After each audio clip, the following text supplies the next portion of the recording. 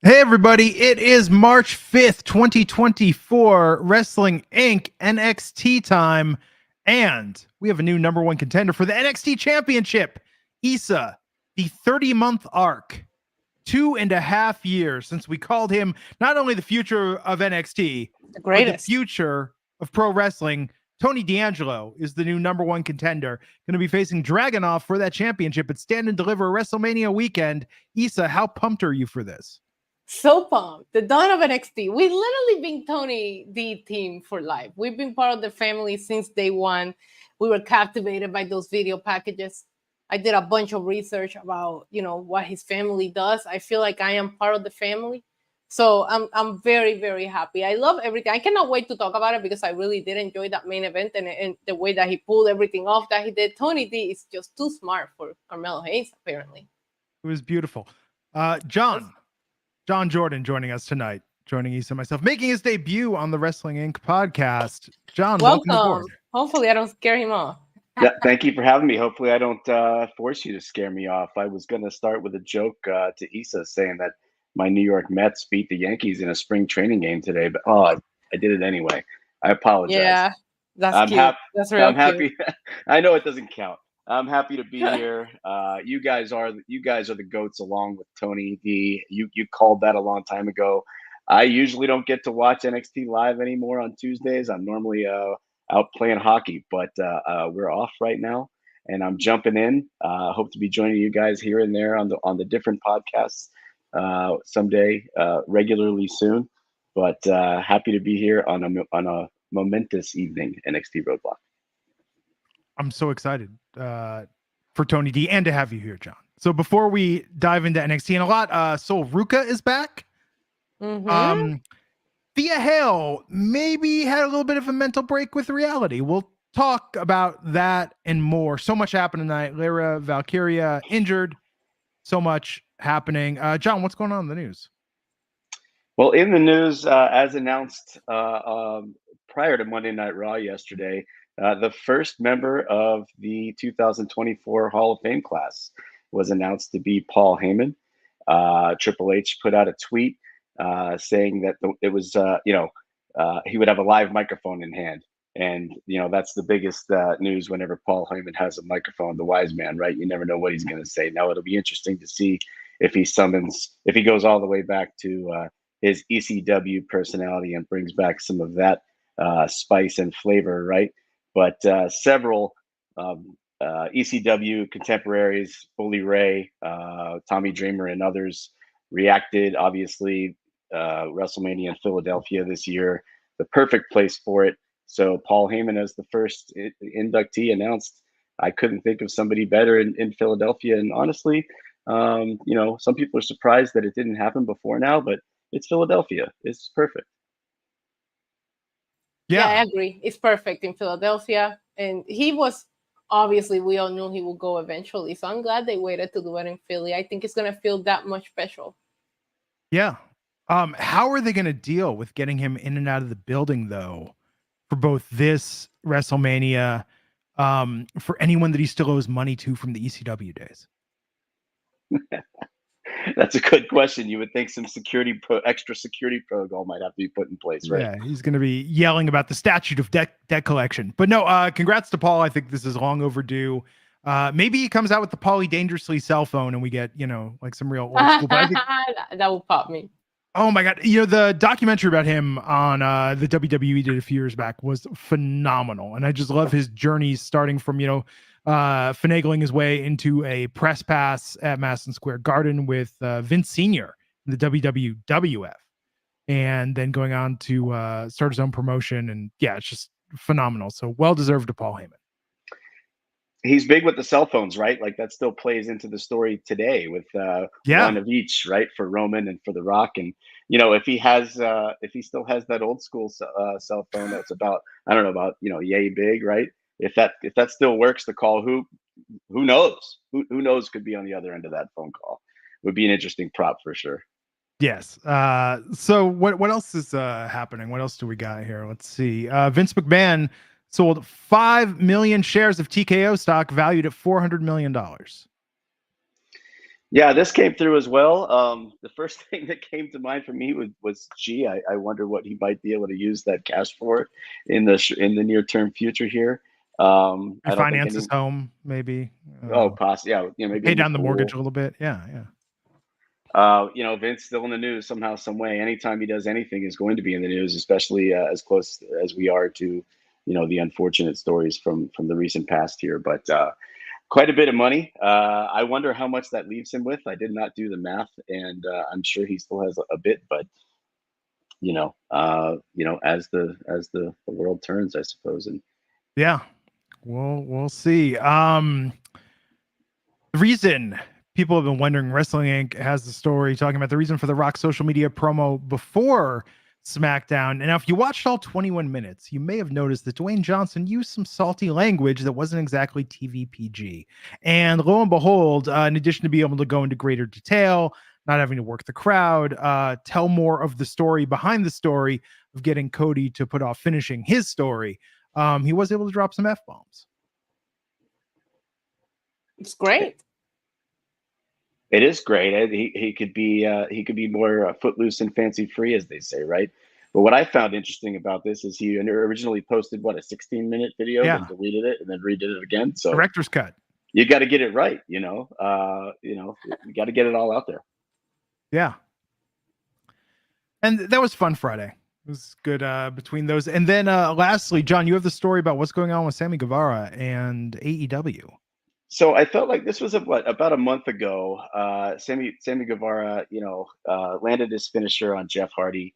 It looked like maybe his knees or his legs hit him in the head. It's not the first time that Sammy's been involved in an incident with a Hardy, right, where the Hardy ended up injured.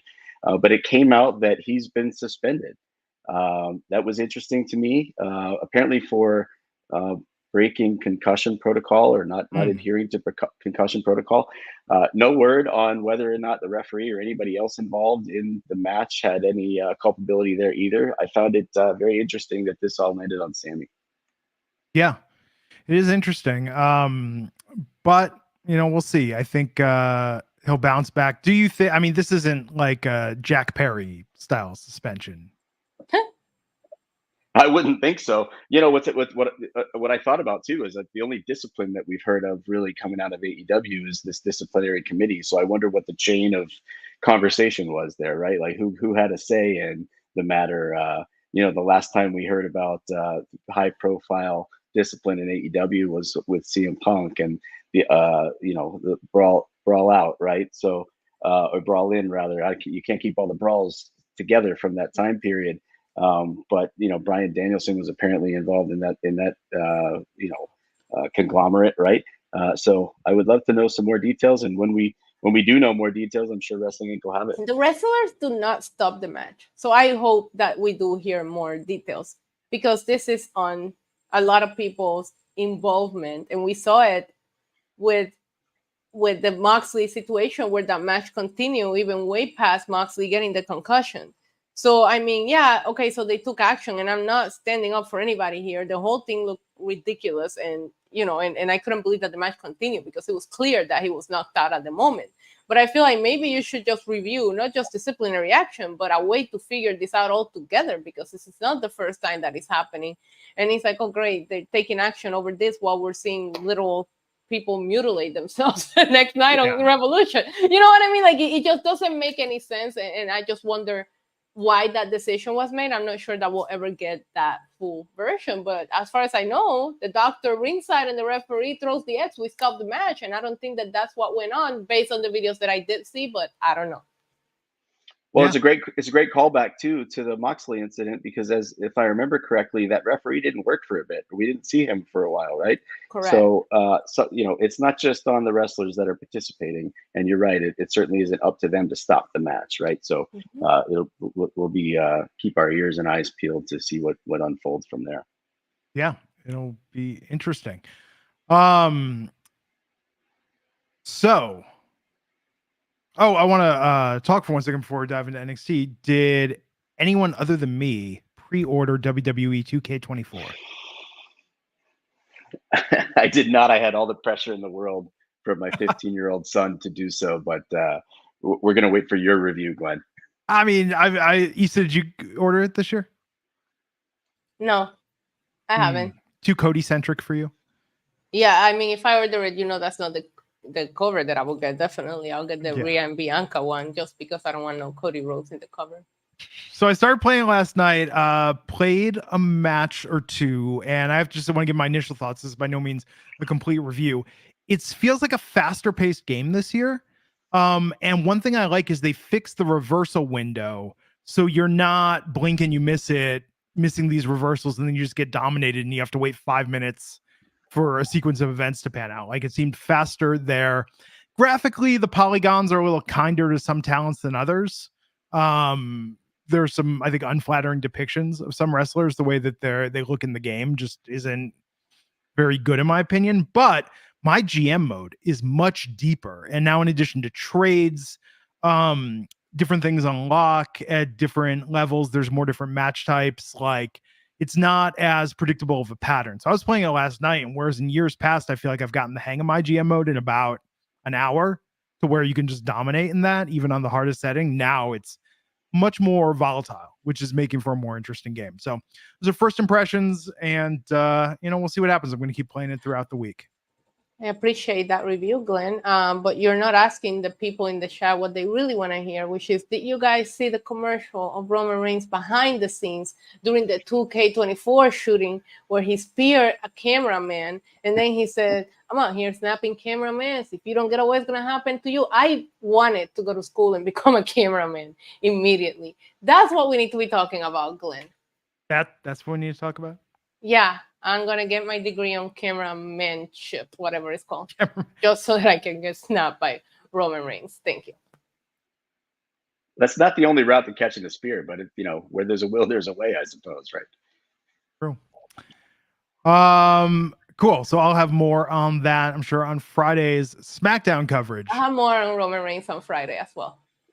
So Glenn, if you're big into the MyGM mode, are you also a creator wrestler guy? Like, will there be a guillotine Glenn or something like that in the game at any point? Come on, Glenn. He doesn't know your wrestler name. It's so good. So I didn't do it in 2K23, but on 2K, like every year they had a creator wrestler. I don't know why I didn't do it last year. No, I guess I did make it. I didn't play My Rise. So Glenergy exists and dominates. So good in the 2K universe. I'm gonna dive into that and play some My Rise and do a Glenergy arc. So I think that'll be fun to take a deep dive into. But Glenergy is like my 11th favorite wrestler. That is my first official faux pas on the podcast that I will admit to. I knew that. I've been watching you guys for a while. I remember Glenergy, and that is unfortunate. So I apologize. It's all good. So, okay, let's talk about NXT Roadblock tonight and everything that happened. We opened with Dijak versus Joe Gacy in an Asylum match. And yes, John, how worthy of the Asylum were the Lunatics in this match? I mean, Joe Gacy's crazy, right? He kind of scares me. And then Dijak I've always respected as a performer. I go back to the old name of Dijakovic against Keith Lee and all the amazing things that they used to do. But he's never really terrified me. We're not going to talk about T-Bar. That's not a thing. But on top of the cage, that man is enormous. And that moonsault was unbelievable. I thought it was fantastic. I was nervous for both of them. And I think the last time we saw an Asylum match, if I remember correctly, was Dean Ambrose and Chris Jericho, right? Yeah, Extreme Rules 2016 is the only Asylum match. And then we had everything except for the potted plant. Mitch was there. So, Jericho has 69 thumbtacks on his back. It was crazy. They're both crazy, and I think Gacy gets the edge for crazier because no one has ever looked more comfortable in a straitjacket than him that I can remember. But a fun way to open things up. Issa? Yeah, I really, that moonsault, I'm glad you brought it up because it was the spot. And I saw him climbing up there and I was like, I'm sitting there thinking, you're too big to be doing this. Stop that. And then he hit it and it was beautifully done. I thought the match was a little slow moving for my taste. There was a couple of spots where it just kind of dragged, especially like I guess the science of putting on a straight jacket, especially the old school straight jacket and trying to get it pinned. Like I did think that kind of took away from the momentum of the match at points. But Joe Gacy did such a good job. Like he got duct tape, got put a straight jacket, and this man kept getting up and still kept trying to hit something. Like I actually thought that Joe Gacy looked great here, and I still don't understand Dijak. I don't understand his gimmick outside of he reminds me of the Matrix, but he's been putting on bangers. You can't take that away from him. Every time he's in the ring, you are gonna get a good match with a couple of good spots. This was fun. It was a great opener, and the show never let off from here. Like it paced smoothly. Like it was a great show today. So I do think it was great starting with this match. Yeah, it was really good. And it's interesting that Dijak won. Issa, do you still think the end game now is that Dijak says, Gacy, you're the craziest guy I've ever met, and we're going to form a tag team? Is that still where this goes? No, because it looks like Dijak is moving on to something else. Maybe. Yeah, we saw him have an interaction later on in the show. I can't remember with who, but was it Josh? Oh, it was with Jensen, with Briggs. Briggs, yeah. So told him that he liked to Jensen. So I don't know that we're gonna stay here. I mean, what do you do after this outside of that? And I don't need them uniting more single stars together as tag teams. They're not gonna be as good as the Wolf Dogs. So just let it go. Well, that's true. I think the question then becomes, where does Joe Gacy go from here if he's losing that opportunity to join forces with once an adversary, and now you're so crazy, you're my He goes number back one under guy, the ring, John. Go back under the ring, and he'll figure out who to attack. and he'll be smiling the whole time. That's how his feuds have been set up lately. So we'll see whose match he comes out for next.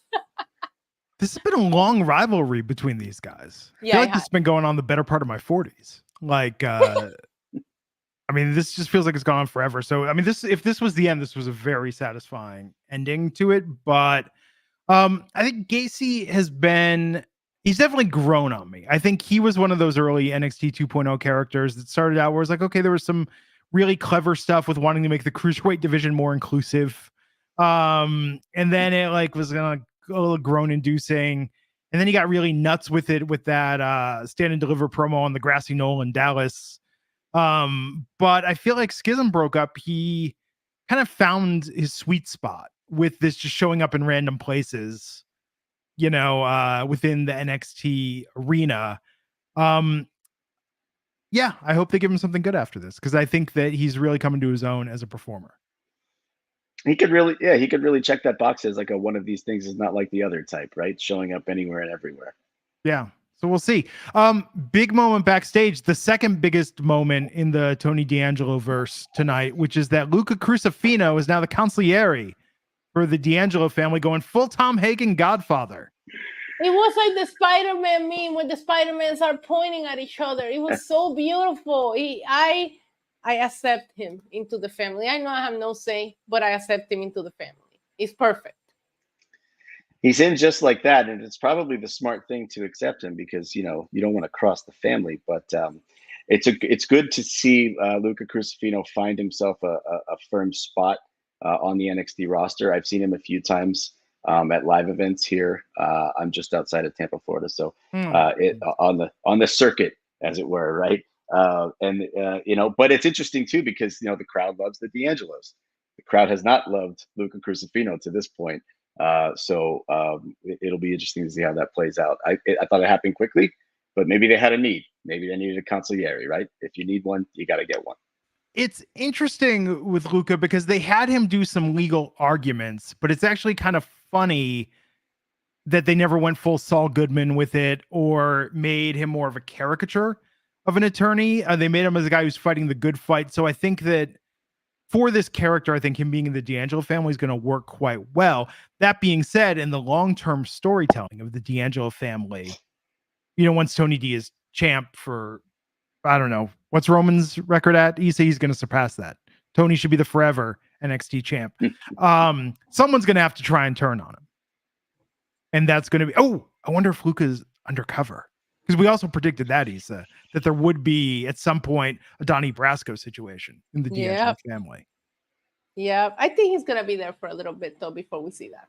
Yeah, we'll see. It's exciting. I'm very excited by this.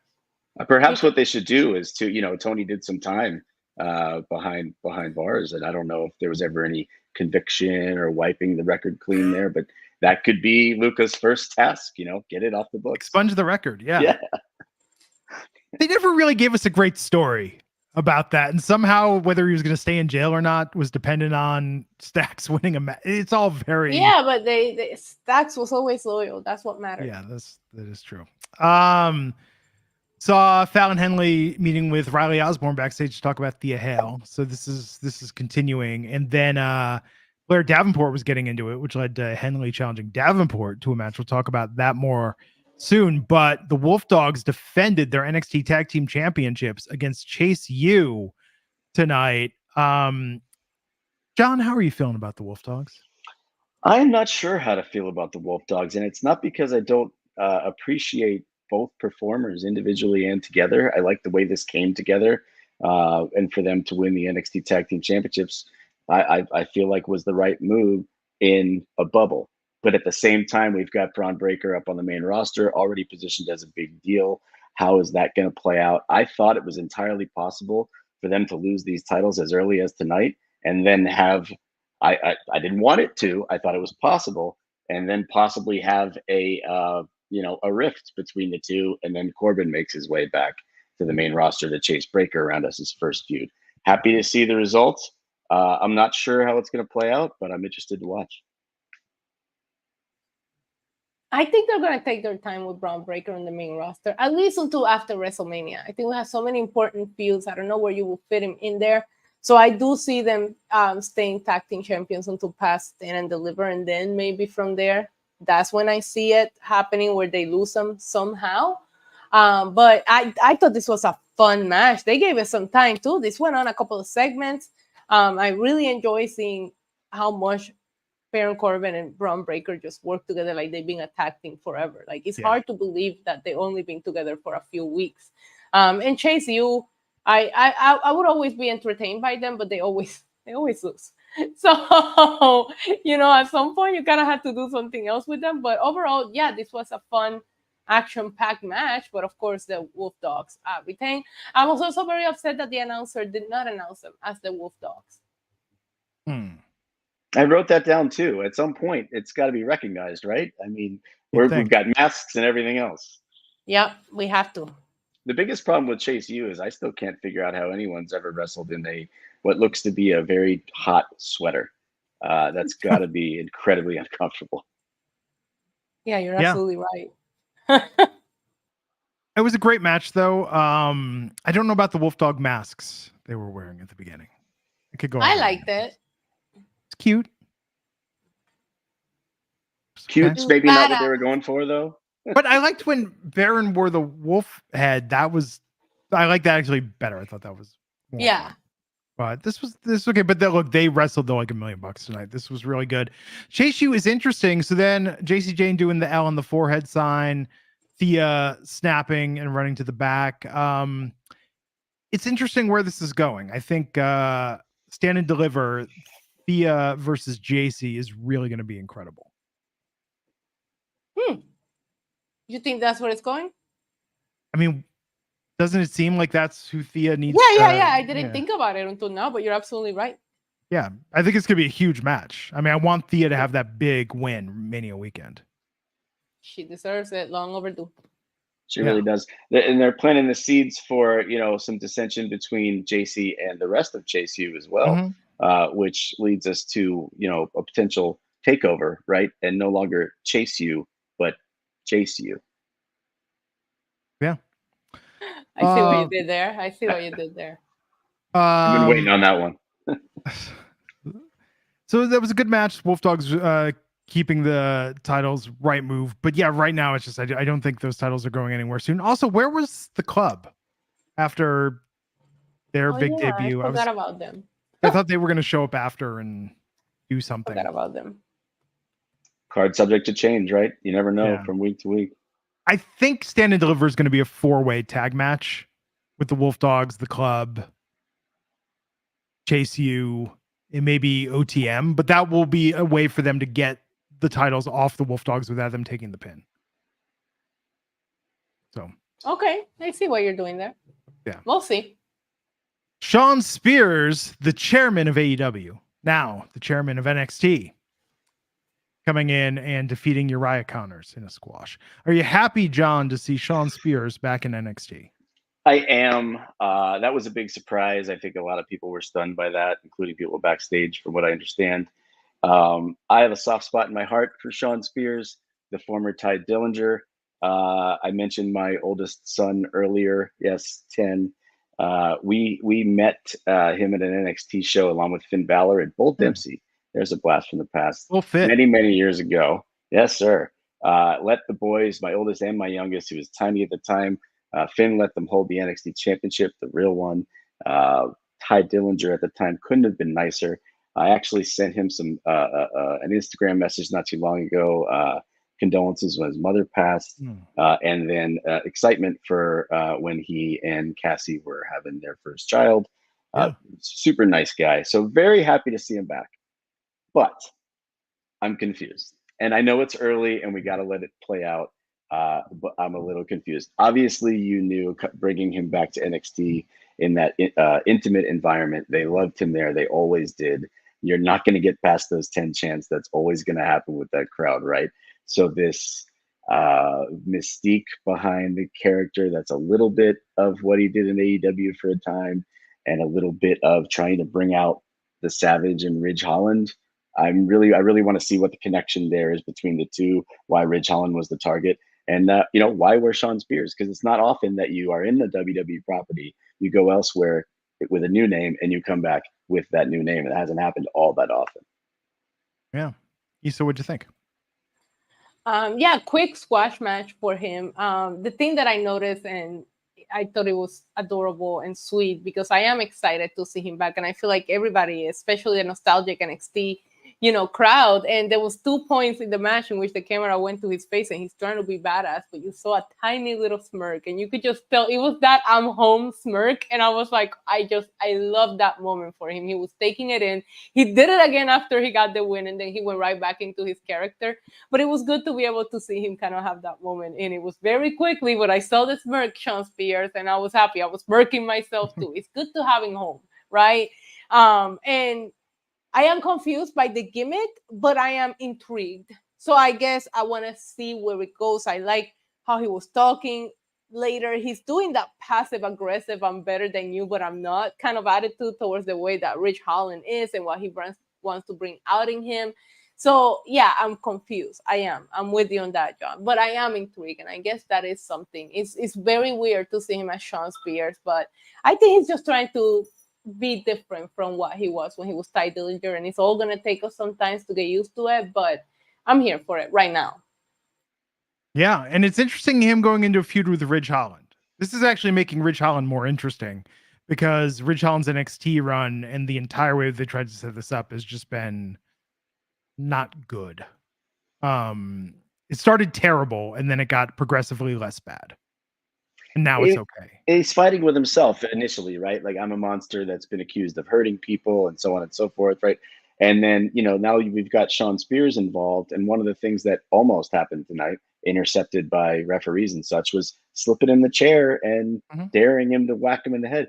I love wrestling. I know what it is. I always laugh at stuff like that. Like, come on, smash me in the face with the chair. Well, this is a real fight, man. And I grab that chair that you just gave me and whack you in the skull. The day just got worse. So interesting baiting there, I suppose. But we'll see. We'll see what happens. Yeah. And it's funny because this would be a big deal. And it is a big deal, but this would be huge. But so much happened tonight. I feel like this is, it felt the same way last week. I know I wasn't here with you, but I did watch the show. And it felt the same way, where he showed up and it was a big deal. But so many things went on the show with Tony D'Angelo at the end and this and that it did kind of get lost in the shuffle, of things that happened on NXT. And that happened again tonight. Which speaks to how great NXT is. I think that everybody might have a different order, but I think it's like you could easily come up with top 5 things that happened on this week's episode, last week's episode. Like, a lot is happening. NXT is really cooking and firing on all cylinders right now. Great to see. So Brooks and Dunn were backstage, and Brooks asked Dunn or did Dunn ask Brooks? The one that's challenging Obafemi was asked by the other one if he was sure about that. Yeah, you guys have gotten me for a long time on the Brooks and Dunn. I got Boot, Scoot, and Boogie in my head, and I can't tell which one from the other to this point. But Jensen, I know Jensen is the one challenging Obafemi, Okay. the curly hair one. Wait, is he Brooks or Dunn? I call them Jensen and Briggs. I might be the only person in the world that goes by that. I think it's Brooks Jensen. Oh wow, I actually just said his full name. Crazy. Wow, look at you. Yeah. So this is good. I think they're going to end up back as a tag team. But this is where Dijak jumped in, Yes. right, and whispered something to Josh Briggs. Yes. I So- thought it so where was does so that funny go? though, because he's not wrong. You know, he tried to wish Jensen good luck on his match next week, and he's facing Obafemi. And I know from what we know, you know, his friend is gonna die. so Dijak coming in and saying you're such a liar, I pop for it because he's not wrong. Yeah. So we'll see. But we went from that to the Kabuki Warriors. Asuka and Kairi Sane facing Lyra Valkyria and Tatum Paxley for the Women's Tag Team Championship. Issa, was this match all you hoped it would be? It was more than what I hoped it would be. I don't even think I had expectations for it. I was very happy to see the tag team champions on NXT because for a long period of time, it seems like we forgot that you can defend them across all brands. First of all, like on the beginning, we were seeing the main roster champions come down to NXT a lot more. Yeah. I never did think that the Kabuki Warriors were going to lose. It didn't make me not enjoy the match. I thought that Paxley and Valkyria work very well together. They also, again, we're just talking about the Wolf Dogs. They seem like they always been a tag team, like they've been a thing forever, and they haven't. And I'm just really enjoying everything that the Kabuki Warriors are doing. You can tell they're having fun with each other. This was a fun match where everybody got to hit their spots and everybody looked great. But at the end, the Kabuki Warriors retained, which is what I expected. The damage control angle is big right now. I would assume they're going to hold on to those titles for a little bit longer. It was what I expected too. The only thing that crept in my head a little bit is we're back in NXT, right? And one of the people that can stake claim to NXT as their forever home is Bayley. So Yeah. I wondered possibly if maybe there might be a little hello there. That didn't happen. Obviously, we were also reminded that Asuka's never lost in an NXT ring, so I let any doubt in my head dissipate at that point. I will say that I think that this pairing of Tatum Paxley with Lyra Valkyria has gone pretty well, especially for Paxley, giving her some time to shine, not just character work, but also in the ring. I thought she was actually particularly really good tonight. So all positive things that come out of this. The Kabuki Warriors roll on. And now we get to see Tatum go a little more crazy, I would suspect, in the coming weeks. Yeah, which I am here for. Issa, Tatum Paxley, is she more Jennifer Jason Leigh in Single White Female, Isabel Furman in Orphan, Mark Wahlberg in Fear, perhaps? Mark Wahlberg in Fear. Oh, Definitely. so she's going to carve it into her chest, the tattoo, and be like Lyra and Tatum forever. Such a good movie. Such a good movie, too. Yes, she It was is. on cable the other night. That's one Watch that I both. always stop and watch. But, you know, not to derail this, but if you watch that movie, which is like Mark Wahlberg's first starring role, it's all there. Like you get the full range of the Mark Wahlberg acting experience in the movie Yeah. Fear. He's just basically repeated that template of range of emotions his entire career. It's amazing. He was Especially very in The Happening. in that movie in particular. He was very sweet in the beginning, if you remember. There's that soft whispering with that like quiet intensity. It's like I melt for that. I'm gonna quickly date myself, but I went on a date to that movie, and To Fear. yeah, Wow. she had seen it already, and that freaked me out. We didn't last after that. Okay. So. Well, there you go. Tatum Paxley is doing amazing work. I was kind of surprised she didn't make the save when Roxanne. So the Kabuki Warriors won, retained. Then Tatum just kind of like disappeared, and Roxanne Perez was out there beating up Lyra and like potentially broke her arm. So she was Lyra Valkyria taken off in an ambulance. Because Tatum Paxley will do anything for love, but she won't do that.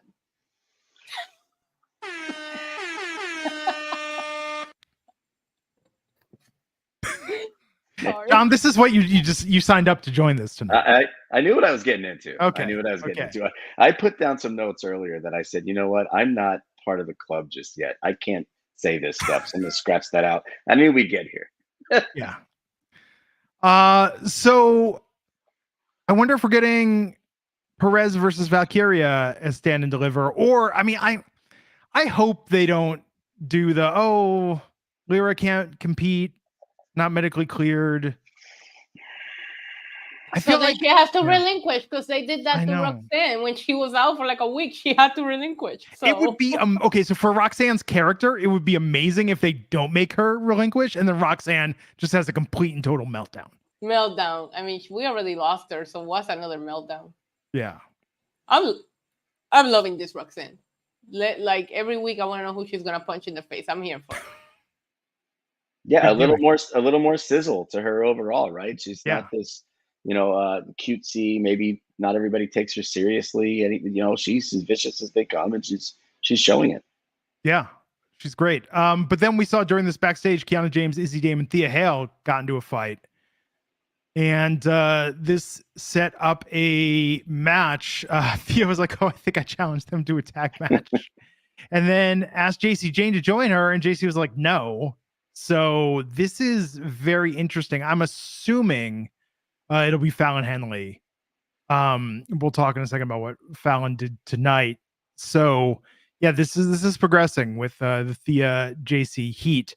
But then we have Fallon Henley versus Blair Davenport. And a surprise return from Sol Ruca coming in to attack Blair.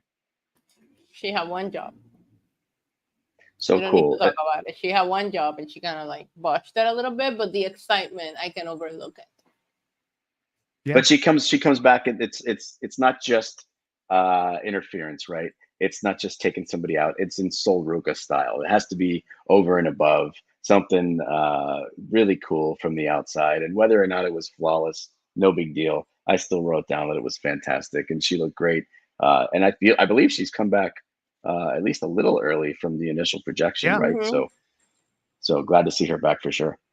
Yeah, she looked great, and I'm here for the actual continuation, because everybody that has gotten taken out by Blair Davenport, has actually came back and attacked Blair Davenport. Yes, I know that our girl Nikita, sending her a shout out. Hope she gets well soon. Man, I hope she gets better. I know that our girl Nikita is injured again, but however, when she came back, she went after Blair. Storyline, Blair is the one who took her out. Storyline, she took out Sol Ruca, and Sol Ruca also coming for her. I am here for the long-term stories and for them continuing that. I thought Sol looked great, and it was a great way to get the win over Blair Davenport. However, like Chase U, she just never wins. She has made herself a lot of enemies, so I don't think this affected her, but she does lose quite a bit. Yeah. And help Fallon Henley get the win, though, tonight against Blair. So that was nice. What Blair needs, because of the fact that she's attacked anyone and everyone in the parking lot with little revenge coming back her way, is a nice redemption arc. Maybe eventually she'll make amends with all of these ladies. And maybe that'll lead to more success in her future.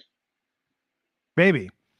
I mean, they seem pretty invested in Blair. I mean, look, the fact she got the mantle of the parking lot attacker, one of the greatest pieces of NXT folklore, and that going to her, like, that's a huge, huge deal. So it's interesting where she's existing. And I think that, if Nikita, who got injured again, but then Sol, and then Wendy Chu, like, these are big stories. These are big feuds. I just think we need to see them through to their logical conclusion.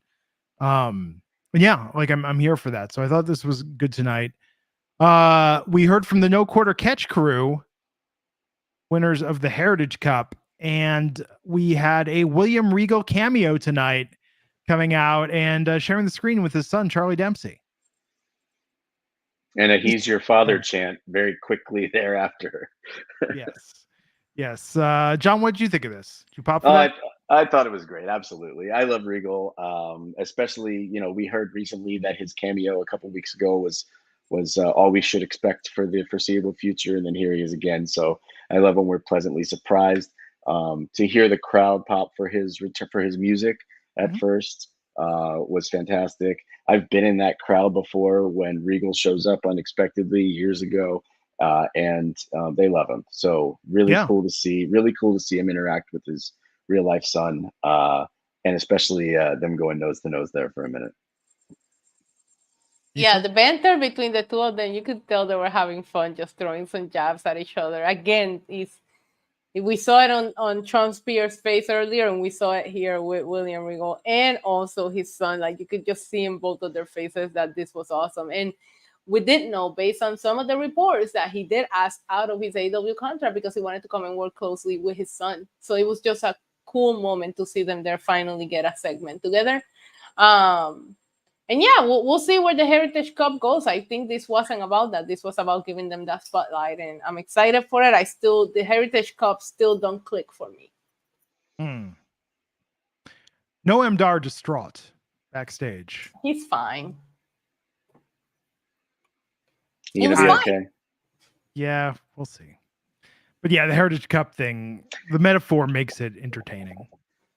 They've done a great job with it. Now, the one thing that did happen back in the ring with the no quarter catch crew was the mention of the catch clause, right? So they can all defend this now. So you had Regal, you had Charlie Dempsey. Obviously, no acknowledgement really there of the real life relationship between the two. But what's to say that one of the four in Dempsey's crew doesn't defend it successfully at some point, and then there's some beef there, right?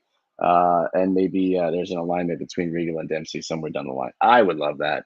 I'd like to see them fight. I think Regal could still go, but we'll see. You think Regal can bump still after the surgery? I think he can stretch his kid. Look, I'm not a spring chicken anymore, and my boys can't take me yet. So I want to see it. Von Wagner. Wait, I love the yet. He said, "My kids can't take me yet." I love that. It's happening. I see it happening. So Mr. Stone's watching video. Alexis King, Von Wagner's there, and Stone tells Wagner he needs to fight King on his own, and Wagner agrees. Let's talk about the bigger news. That Issa, in the last week, we have shared our theory about the kayfabe siring of those kids to Matt Kuhn, former podcast co-host with Robert Stone, and to I've shared it with Matt Morgan, real life close friend who came up with Robert Stone. So I have to assume at this point Robert Stone has heard our kayfabe theory that Von Wagner is the father of his children. Tonight, he said, I have to fight for my kids, and Von Wagner wanted to take on the fight, and I couldn't help but to think, why? Is it because they're your kids? It will be unfair to let this man fight for kids that aren't his. You know what I'm saying? Maybe Robert Stone's wife leaves him because of his obsession with Alexis. Maybe his life leaves him. He leaves her because she can't make spaghetti. Oh, it's true. Well, I was gonna say maybe she leaves him for Alexis King, and then Vaughn and Robert Stone and the kids are in a My Two Dads situation.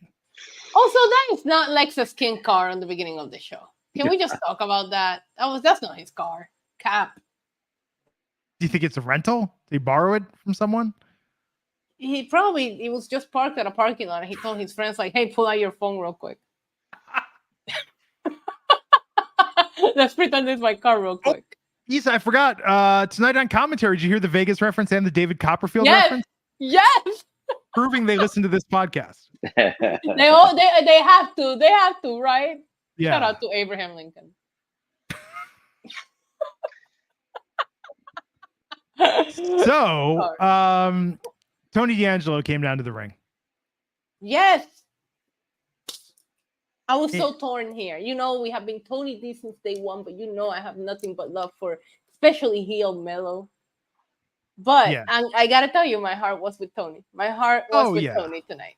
I mean, we knew it's going to be Melo versus Trick at Stand and Deliver. So this match was great. I love how they pulled this off. And I was really worried for a second when Trick Williams' music hit, because I was like, oh, they're going to kind of punk Tony out if he wins based on this distraction. So I love that it was Tony that hit the music, pulling a page from Melo's book, what he did with the Psych Out a couple weeks back. But then Trick actually being there after, it just made Tony look like a genius, and the crowd was behind him. So, look, I think he's proven that all gimmicks and characters aside, Tony D'Angelo is a beast in the ring.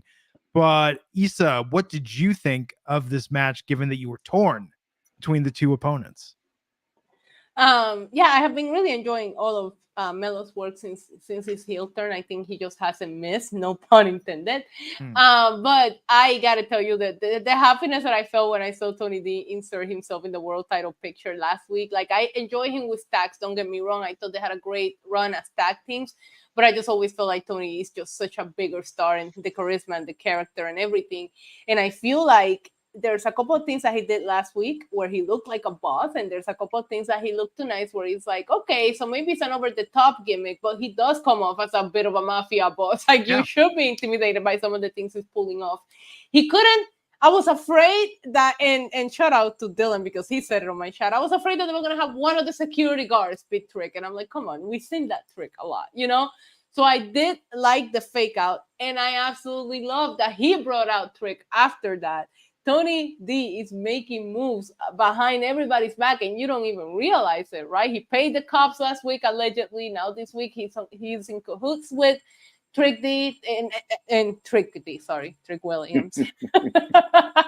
And now he's a number one contender. I think everything worked out beautifully as far as the match goes. I thought they had great in-ring chemistry. I thought that Melo was doing an amazing job selling for Tony, and I felt like most times it would have been anybody's match. When the music hits and the camera pans and you see Tony just standing there with a smile on the face and you realize what just went on, great moment, captured perfectly. I really enjoyed it. I enjoyed the whole show, but yeah, this was great. And the way that all played out, I thought was pretty much flawless. I mean, the match was fantastic, like you said. It makes Tony again look like a mastermind, that he knows what he's doing, and he's not just a blowhard, right? He means what he says, and he says what he means, and he gets it done. And now we've got him split off to go challenge for the title, and we've got what we knew was coming, which is Trick versus Melo. And when things make sense, I love it, right? It all makes sense. And the pop for Trick Williams, who, by the way, like, who's cooler than him at this point? I mean, he's phenomenal.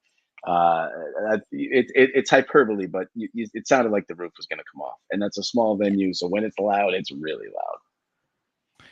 I wonder, Issa, do you think Melo and Trick get called up, or do you think Trick is going to be the one to take that title off Tony D'Angelo?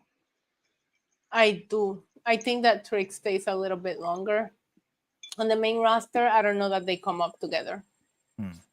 Trick Williams looked great. Respect. He looked phenomenal tonight.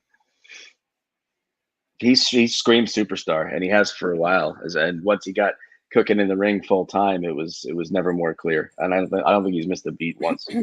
Yeah. He's got the it factor. Walks into a room, everybody turns to look. He's got it. And where Tony looked so big time tonight, so one was the trick of playing Trick's music to Carmelo, and then getting him for the win, doing the forget about it. But then after the fact that he grabbed the mic and apologized, he was like, oh, and I have a surprise for y'all. And then like Trick Williams, he looked very in control. This didn't look like, he didn't look like a secondary. You know, if anything, the Don of NXT gives the people what they want. Right. Yeah, he's looked so smart the last 2 weeks. Like, you buy him because you put him from losing the tag team titles to going in the main title picture. How do you pull that off? They're doing it excellently with Tony D. He looked like a credible contender last week. He outsmarted the biggest heel in NXT this week. You cannot not take him seriously. I know that a lot of people, the criticism on Tony is like the gimmick is too over the top, but it doesn't matter if he's really playing the character to a T. The Don of is actually genius because he goes all in. He's gone all in since day one. I'm always been here for it. That's no secret. Yeah. And I think it's okay for that to be over the top, as long as when it comes time to get down to business, which is the action in the ring, getting it done however you need to. And he's fantastic in the ring. So there's no complaints there. And he's one step closer to fulfilling the prophecy that you all laid on him so long ago at the beginning of the NXT 2.0 era. So the dreams are about to come true. We loved him as soon as that first video package came on. Yeah. Oh man. I could almost see Tony D'Angelo as the Don of NXT being champ, and maybe he graciously says, you know what? I run NXT. I don't need to be the champion. I choose who the champion is. And hands it right to Stacks. Yes. Oh, man. This was a great show tonight. I had a really good time. I feel like it went by so fast. It So paced wonderfully. I forgot about the overrun. I always bitch about the overrun. I completely forgot about it tonight. It was a great show, but it was like a TV special, right? It was Roadblock, so you expected it to be a lot more in-ring focus, and I thought they did a great job. Yeah. I mean, look, NXT right now, I think Stand and Deliver is going to be a heck of a card. I mean, we're going to have Tony D versus Dragunov, Trick versus Mello, maybe Roxanne versus Valkyria, maybe Tatum Paxley costs Lyra the championship, and then we get their one-on-one feud spinning out of that, which would be good. I think we're going to get Thea versus JC, something involving the Heritage Cup that I still don't understand, but I will just smile and nod and watch the match. Like, we've got easily a good 6 or 7 high quality matches. And I'm so excited because I think this NXT will get a lot of attendance and a lot of eyes on it just because of how the complex is set up in Philly. You can go from one stadium to the other. It's literally just a walking distance thing, where obviously in Dallas or LA, they were way too far away from each other for people that wanted to do both shows, be able to do both shows. So I'm super excited about that too, because they deserve to have a sold out stadium. Yeah. LA, where you refused. You said, I'm not going to deal with that. No. She knew better. I wasn't. That was too. It was actually a little bit closer than Dallas. Dallas was the worst. Yes. Let's talk a second about the fact that I watched Level Up last week. Why are we doing this? I thought you were going to beat me to it, Issa. We talked about watching. I don't Level Up watch for Level years. Up. I know, but I told you I can't do it, Glenn. I already watched enough TV. 20 minutes of wrestling. It's 20 minutes. Glenn? Okay, did you see the clip though of Javon Evans? No. Dude is phenomenal. Saw him live not too long ago. So you know he's the real deal. Absolutely. Yeah. Someone to keep an eye on for sure. Yeah. And that's what's going to keep me watching Level Up, is that I like seeing the true developmental aspect of NXT. And Stevie Turner is on Level Up. Oh, she's back. All right. She's a hacker, but she can't hack herself onto the main NXT schedule. Not yet. Yeah, I'm gonna pass. I'll wait for your updates. Okay. So, Jon Jordan, where can everyone find you on the interwebs? On X, at Jon Jordan, no H, as it says there in the graphic. If you look up Wrestling Inc., Jon Jordan, you'll find all my written work there. My appearance tonight and moving forward on the podcast, whenever I can get fit in, is an attempt to bridge the gap between the editorial and the video side. We all are in this together. Some of the things you might find that I'm proud of at Wrestling Inc. so far are, of course, all the news, but a lot of features. I had a 30-minute sit-down interview with AJ Francis last week. That's there in full form and also on some breakouts. We are recapping all of our collective predictions for PLEs and pay-per-views throughout the year. And so far, the consensus is off to a really good start. And I've got some cool long-form features on things like the Montreal Screwjob, the legendary King Kong Kirk. I've got something coming up on Victoria and where she is now. So plenty, and I appreciate the support. And thank you guys again for having me tonight. Nice. Yes, Wrestling Inc. for all the latest wrestling news, commentary, analysis, and features. Jon, we thank you for joining us tonight. Issa said NYC Demon Diva. That's Steve with a 1. I'm at Glenn Rubenstein. Now I'm going to go back to playing WWE 2K24. And seeing, I don't know, maybe I can help Cody finish his story or something. Please stop. We'll check it out. Yes, Glenergy. Thanks, everyone. We'll get you back here. Tune in tomorrow night for Dynamite. Issa and I will be back on Friday, I believe, with Flobo to talk about SmackDown, The Rock, Roman Reigns, Seth Rollins, and Cody Rhodes. It's going to be a tag team match tonight. Mania. Stay tuned, everybody. We'll catch you back here next time on the Wrestling Inc. podcast. Take care.